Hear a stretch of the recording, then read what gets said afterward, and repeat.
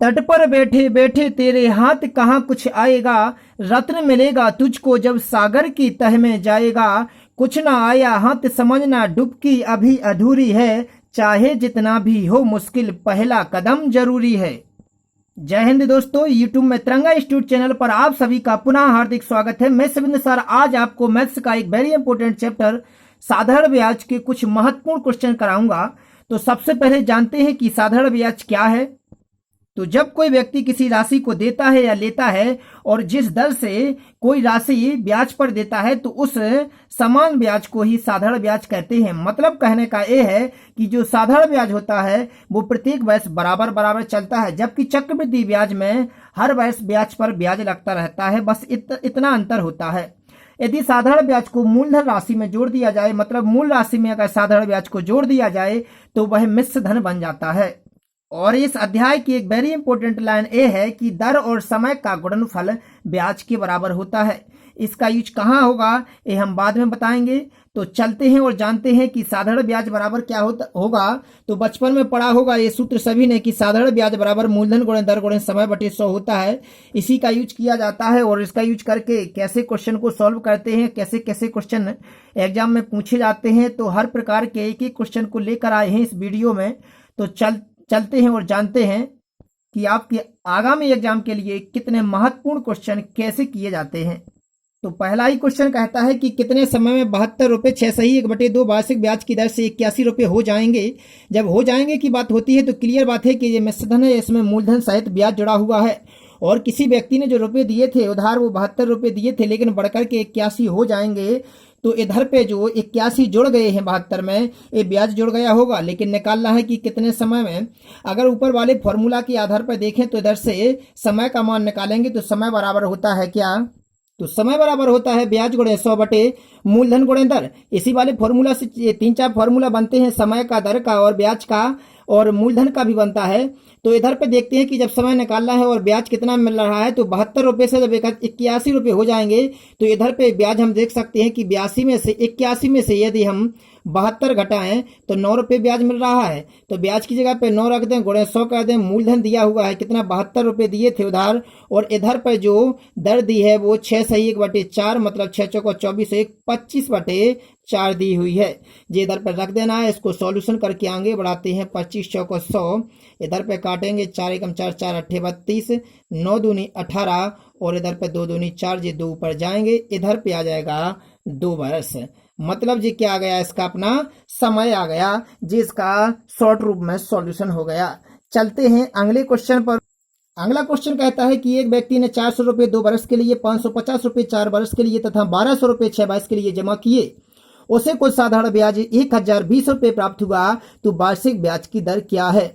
तो देखिए इधर पे कि जो 3 जगह से ब्याज मिल रहा है, पहली राशि पर जो ब्याज मिला है, फिर दूसरी राशि पर ब्याज मिला है और फिर तीसरी राशि पर ब्याज मिला है, लेकिन टोटल ब्याज जो मिला वो 1020 रुपये मिला है। ब्याज बराबर हमने पहले पढ़ा था कि ब्याज बराबर मूलधन गुणे दर गुणे समय बटे 100 होता है।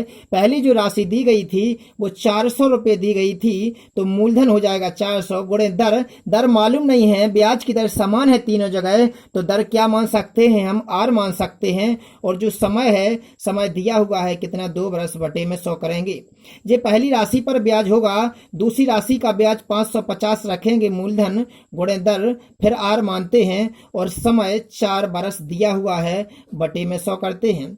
अगली राशि के लिए भी यही कंडीशन अप्लाई करते हैं कि 1200 रुपये की राशि है, आर दर मानते हैं, समय 6 वर्ष दिया हुआ है, बटे में 100 है, लेकिन बराबर में जो है वो 1020 रुपये ब्याज है।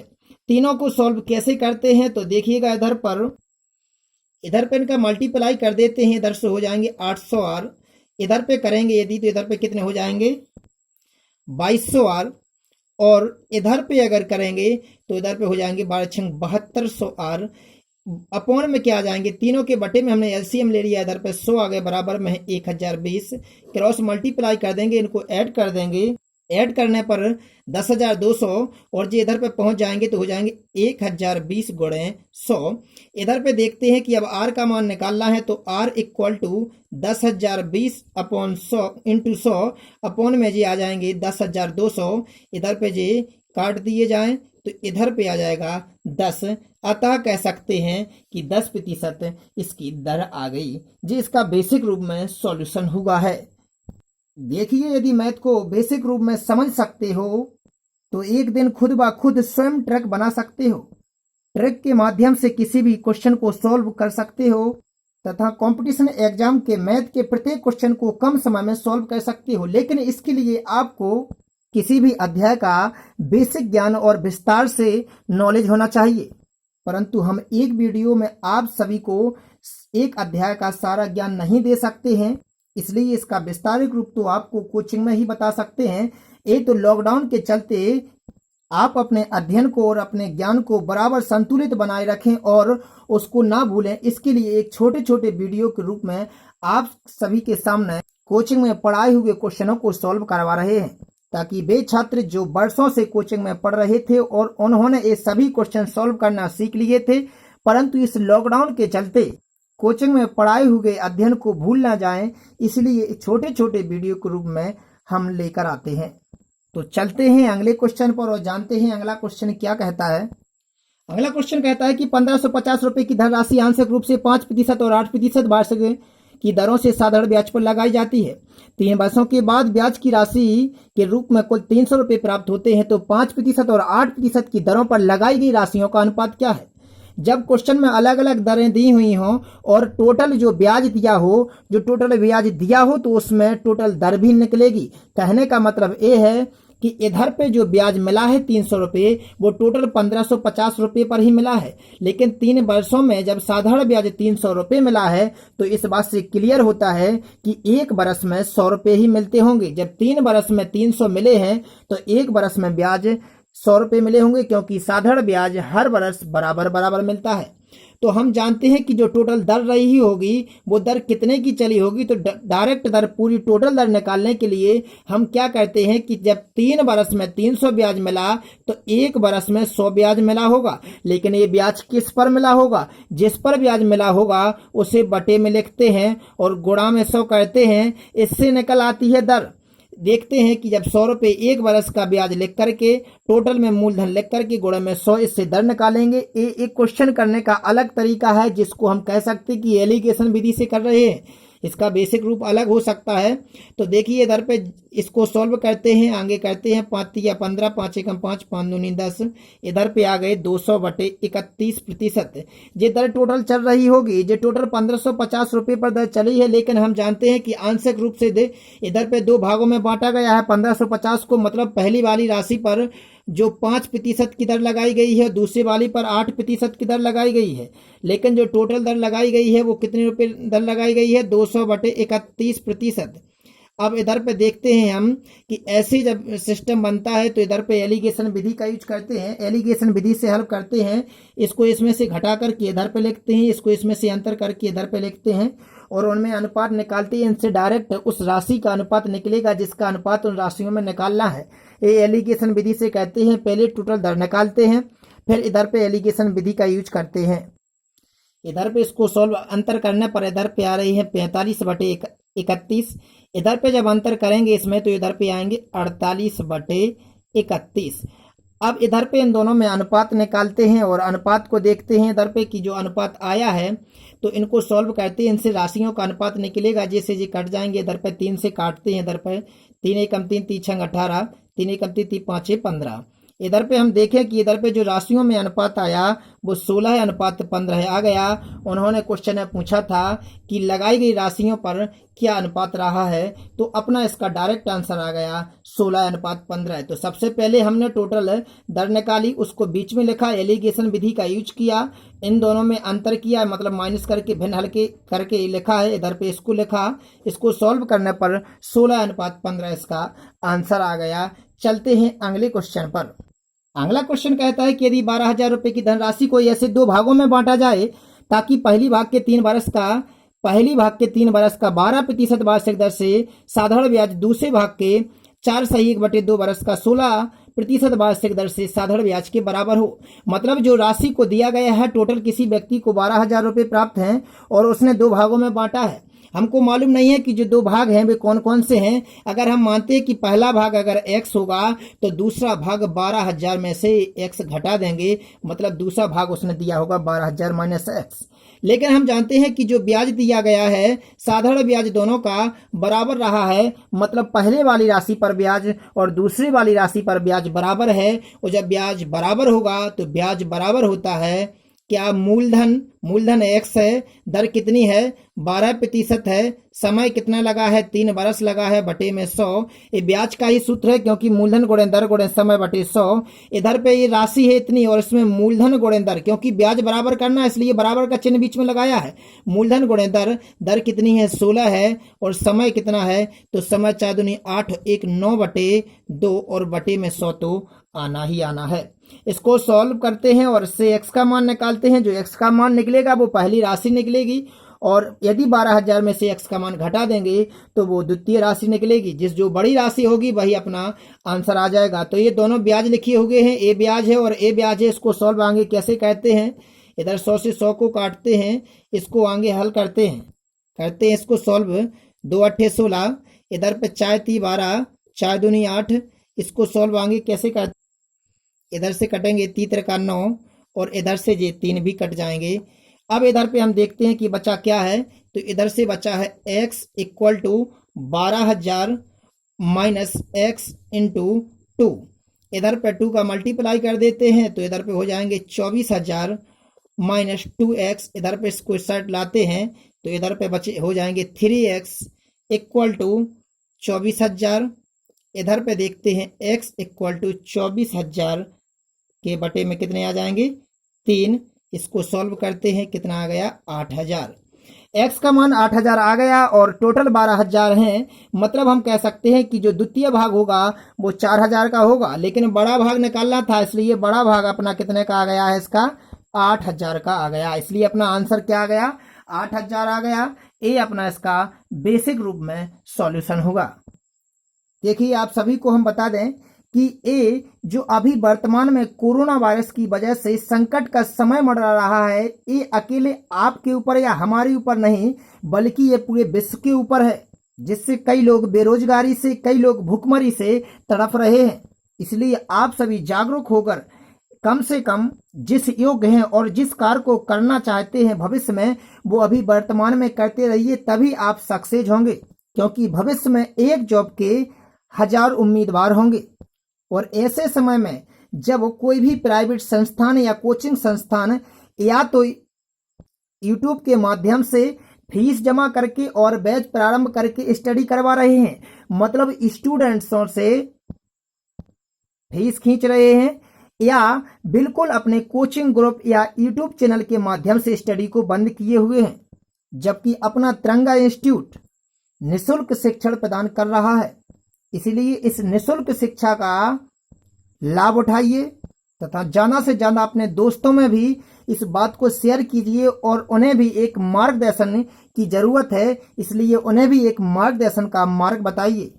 तो चलिए चलते हैं और अगला क्वेश्चन कहता है कि कोई धनराशि साधारण ब्याज से 15 वर्ष में अपने से 3 गुनी हो जाती है, कितने समय में यह अपने से 5 गुनी हो जाएगी। देखिए क्वेश्चन में ध्यान पूर्वक की जो राशि होती है वो अपने आप में 100% होती है, या कह सकते हैं कि यदि राशि जो है वो पूर्ण होती है। अगर 15 वर्ष में अपने की 3 गुनी हो गई है, कहने का मतलब है कि अगर 1 रुपया राशि थी तो वो बढ़कर के 15 वर्ष में कितनी हो गई दोस्तों, 3 हो गई है। जब 1 रुपये बढ़कर के 3 हो सकता है तो हम देखते हैं कि इधर पे 2 बढ़ गए हैं। तो जब 1 बढ़कर के 3 हो गया 15 वर्ष में, तो यही राशि क्लियर बात है कि 30 वर्ष में एक कितनी हो जाएगी, 5 हो जाएगी, क्योंकि 2 बढ़ेगी 15 वर्ष में और 2 अगले वर्ष में बढ़ जाएगी। मतलब हम कह सकते हैं कि 15 15 30 वर्ष में ये 4 गुनी हो जाएगी स्वयं की। मतलब 1 तो स्वयं थी और 4 और बढ़ गई, टोटल कितनी हो गई, 5। तो वे कहते हैं कि 5 गुनी कितने बरस में हो जाएगी, तो 5 होने में से 30 बरस लग गए, जिसका डायरेक्ट सॉल्यूशन हुआ है। चलते हैं अगले क्वेश्चन पर। अगला क्वेश्चन कहता है कि साधारण ब्याज पर कोई धनराशि 2 वर्षों के बाद 720 रुपये हो जाती है तथा 5 और अधिक वर्षों के बाद 1020 रुपये हो जाती है, तो वह धनराशि क्या है। तो देखिएगा किसी भी क्वेश्चन में जब कहते हैं कि इतने रुपए हो जाती है तो क्लियर बात है कि वो मिश्र धन है। जब कोई राशि 2 वर्षों में 720 हो गई मतलब मिश्र धन, और मिश्र धन कहलाता है मूलधन प्लस ब्याज। तो जब 2 वर्ष उसको बढ़कर के 720 बना देते हैं उस राशि को, तो वे कहते हैं 5 और अधिक वर्षों में, मतलब अगर 5 वर्ष और आगे जाए मतलब 7 वर्ष में, तो जो 5 वर्ष और आगे जाया जाए तो वही राशि 1020 रुपये हो गई है। कब हो गई? 5 वर्षों में, क्योंकि कभी मूलधन नहीं बढ़ता ब्याज है और साधारण ब्याज प्रत्येक वर्ष बराबर चलता है। तो हम देखते हैं कि जब 5 वर्ष में 1020 रुपये हो गई और जो 2 वर्ष में 720 रुपये थी, तो 5 वर्ष आगे जब बढ़े मतलब इनमें जो अंतर रहा है, तो 5 वर्ष में ब्याज कितना मिल गया होगा? 720 रुपये।